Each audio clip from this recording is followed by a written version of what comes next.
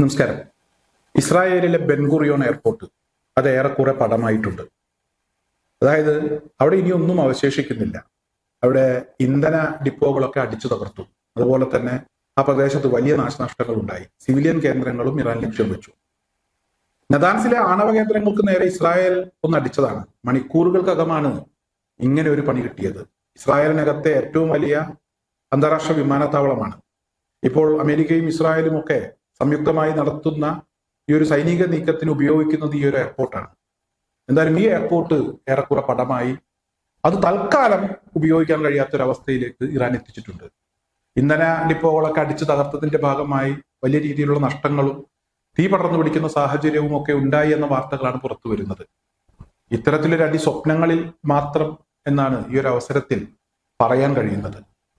എന്തായാലും ഇവിടെ നമ്മുടെ ട്രംപ് മറ്റൊരു പരിപാടിയുമായി ഇപ്പോൾ ഇറങ്ങിയിട്ടുണ്ട്. ഈ പുര കത്തുമ്പോൾ വാഴ വെട്ടുക എന്നൊക്കെ നമ്മൾ കേട്ടിട്ടുണ്ട്. അത്തരത്തിലൊരു പരിപാടിയുമായിട്ടാണ് ഇപ്പോൾ നമ്മുടെ ട്രംപ് അദ്ദേഹം ഇറങ്ങിയിരിക്കുന്നത്. ഇതുവരെ യുദ്ധം ചെയ്തതിന് ഇത്ര, ഇവിടെ നിന്ന് അങ്ങോട്ട് ഇനി യുദ്ധം ചെയ്യണമെങ്കിൽ ഇത്ര റേറ്റ് ഫിക്സ് ചെയ്ത് അറബികളുടെ കയ്യിൽ നിന്ന് ട്രില്യൺ കണക്കിന് പണം തട്ടുന്നതിനു വേണ്ടി ട്രംപ് ഇറങ്ങിത്തിരിച്ചു എന്നൊരു വാർത്തയാണ് പുറത്തു വരുന്നത്. അറബികൾ തലക്ക് കൈ കൊടുത്തിരിക്കുകയാണ് അത്രേ. അല്ലെങ്കിൽ തന്നെ കച്ചവടമൊക്കെ ആകെ നഷ്ടമാണ്. ഇതിനിടയിലാണ് ട്രംപ് ഇതുവരെ യുദ്ധം ചെയ്തതിന്റെ കണക്കൊക്കെ പറഞ്ഞു വരുന്നത്. ഇറാന്റെ ആക്രമണങ്ങൾ ഗൾഫ് മേഖലകളിലേക്ക് ഉണ്ടായ സമയത്ത് പ്രതിരോധ സംവിധാനങ്ങൾ എന്നൊക്കെ പറഞ്ഞ് പ്രവർത്തിക്കാത്ത താടും അതുപോലെ തന്നെ മറ്റു ചില സംവിധാനങ്ങളും ദക്ഷിണ കൊറിയയിൽ നിന്നൊക്കെ ഊരിക്കൊണ്ടുവന്ന് ഇവിടെ പിടിപ്പിച്ചതിന്റെ ഭാഗമായി വലിയൊരു തുക ട്രംപ് നേരത്തെ കൈപ്പറ്റിയിട്ടുണ്ട്. നേരത്തെ അധികാരത്തിലെത്തിയ സമയത്ത് നിക്ഷേപം എന്ന് പറഞ്ഞും വലിയ തുകകളൊക്കെ കൈപ്പറ്റി. ഖത്തറിൽ നിന്നൊരു വിമാനവും കൊണ്ടുപോയി. ഇപ്പോൾ യുദ്ധം ചെയ്തതിന്റെ കണക്ക് പറഞ്ഞാണ് ട്രംപ് ഇറങ്ങിയിരിക്കുന്നത്. ഈ പുര കത്തുമ്പോൾ വാഴ വെട്ടുക എന്ന് പറഞ്ഞ ഏർപ്പാട് തന്നെ. എന്ത് ചെയ്യാനാണ്? അറബികൾക്ക് ഇപ്പോഴും നേരം വെളുത്തിട്ടില്ല. അതിലപ്പുറം കൂടുതലൊന്നും ഈ വിഷയത്തെക്കുറിച്ച് പറയാനില്ല.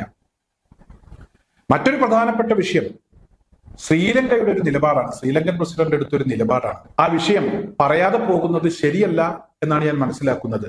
ഇന്നലെ അമേരിക്കൻ യുദ്ധവിമാനങ്ങൾക്ക് ശ്രീലങ്കയിൽ ലാൻഡിങ്ങിനുള്ള ഒരു അനുമതി ചോദിച്ചിരുന്നു. ശ്രീലങ്കയുടെ പ്രസിഡന്റ് ഒട്ടും ആലോചിക്കാതെ അദ്ദേഹം കടക്ക് പുറത്ത് എന്നാണ് പറഞ്ഞത്. അതായത് നമ്മുടെ പിണറായി സഖാവ് പണ്ട് പത്രക്കാരോട് അങ്ങനെ പറഞ്ഞിരുന്നു, കടക്ക് പുറത്ത് എന്ന്. ആ ഒരു നിലപാട് ഒട്ടും ആലോചിക്കാതെ ആ ഒരു നിലപാടെടുക്കാൻ ശ്രീലങ്ക പ്രസിഡന്റിന് കഴിഞ്ഞു എന്നുള്ളതാണ്. 10 രാജ്യങ്ങൾ ഈ ഒരു നിലപാടെടുത്താൽ തീരാവുന്നതേ ഉള്ളൂ അമേരിക്ക. ഇപ്പോൾ തന്നെ അമേരിക്കക്ക് തലങ്ങും വിലങ്ങും അടി കിട്ടിക്കൊണ്ടിരിക്കുകയാണ്. ഈ ഒരു സമയത്താണ് ശ്രീലങ്ക ഇങ്ങനെ പറഞ്ഞത്. ഇതുപോലെ ഞാൻ പറഞ്ഞല്ലോ, 10 ആളുകൾ, 10 രാജ്യങ്ങൾ ഇപ്പോൾ പലരും അത്തരത്തിലുള്ള നിലപാടുകൾ എടുത്തിട്ടുണ്ട്. ഇനിയും പലരും നിലപാടുകൾ എടുത്ത് മുന്നോട്ട് വരേണ്ടതുണ്ട്. അങ്ങനെ മുന്നോട്ട് വന്നാൽ അമേരിക്ക എന്ന് പറയുന്ന യുദ്ധക്കൊതിയന്റെ കൊതി തീരും എന്ന കാര്യത്തിൽ ഒരു തർക്കവുമില്ല. ഇറാൻ ഏറെക്കുറെ പരുവപ്പെടുത്തിയിട്ടുണ്ട്. ഇനി ഇറാന് ആവശ്യമായ സപ്പോർട്ട് കൊടുക്കുക എന്നുള്ളതാണ് മറ്റ് രാജ്യങ്ങളുടെ കടമ. ആ കടമ നിർവഹിക്കാൻ രാജ്യങ്ങൾ മുന്നോട്ട് വരുമെന്ന് തന്നെയാണ് ഞാൻ പ്രതീക്ഷിക്കുന്നത്.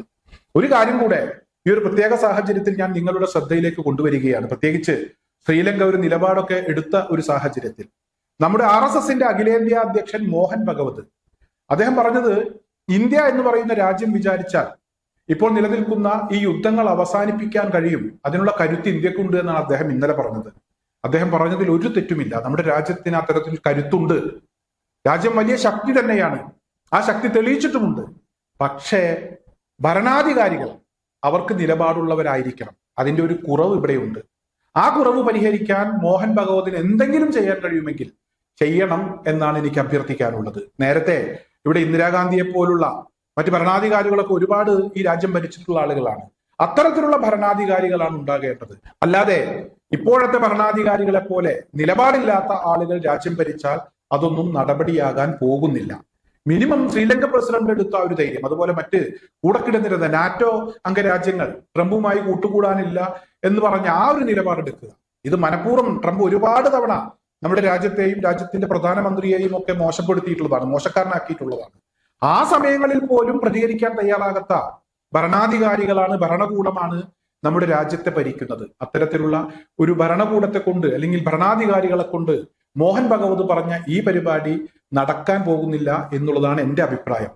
എന്തായാലും ഇവിടെ അറബ് രാജ്യങ്ങൾ ഇപ്പോൾ ട്രംപിന് എവിടെ നിന്ന് പണം കൊണ്ടുവന്ന് കൊടുക്കും എന്ന് അന്വേഷിച്ചുകൊണ്ട് നെട്ടോട്ടം ഓടുകയാണ് എന്ന വിവരമാണ് പുറത്തു വരുന്നത്. ട്രംപ് അറബ് രാജ്യങ്ങളെ അല്ലെങ്കിൽ അവിടുത്തെ ഭരണാധികാരികളുടെ കുത്തിരി പിടിച്ച് പണം ചോദിച്ചു വാങ്ങും എന്ന ഒരു നിലപാടിൽ തന്നെ ഉറച്ചു നിൽക്കുകയാണ്.